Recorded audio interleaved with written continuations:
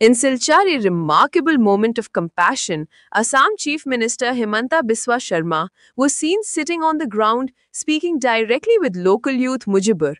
Earlier, the Chief Minister arranged a new house for him, and today he ensured benefits under the Arunodoi scheme, along with electricity support. He further promised that during his next visit, he will personally go to Mujibur's home and arrange a job for him.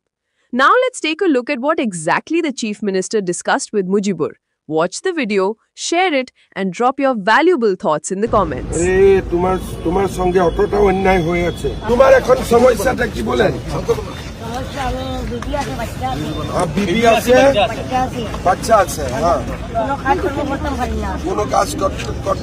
কোনো কাজ কাম করতে পারেন না তোমার নাম মজিবুর রহমান মজুমদার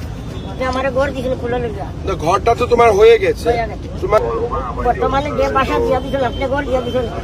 তুমি তো অরুণোদয় পাই এখনো কারেন্ট হয় না তোমার ইয়ার ঘর এটা হয়েছে এটা কারেন্ট কিয় কারেন্ট কিয় দিয়া আচ্ছা তোমার বাড়িতে আগলিবার আমি আসার পরে তোমার বাড়িতে যাব একবার দিছি তোমাকে ইলেকট্রিক্যাল কানেকশন 7 দিনের ভিতরে করে দিব তুমি অরুণোদয় পাই কি না পাই অরুণোদয় লিস্টটার নাম কি হলো এটা পাবো লাগিছে when you are coming back তো সোমবার দিন মঙ্গলবার দিন ওনার অফিসে যাও ঠিক আছে তোমার অরুণোদয় হয়ে যাবে সঙ্গে সঙ্গে তারপরে তোমার ইলেকট্রিক কানেকশন হয়ে যাবে আর আগলেবার আমি যখন আসবে তুমি আমার সঙ্গে মিলো তোমাকে প্রাইভেট কোম্পানি কই আমি ঢুকাই দিবে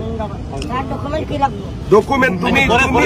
তুমি নিজে একটা ডকুমেন্ট তোমার কিছু ডকুমেন্টের প্রয়োজন নাই হবে চলো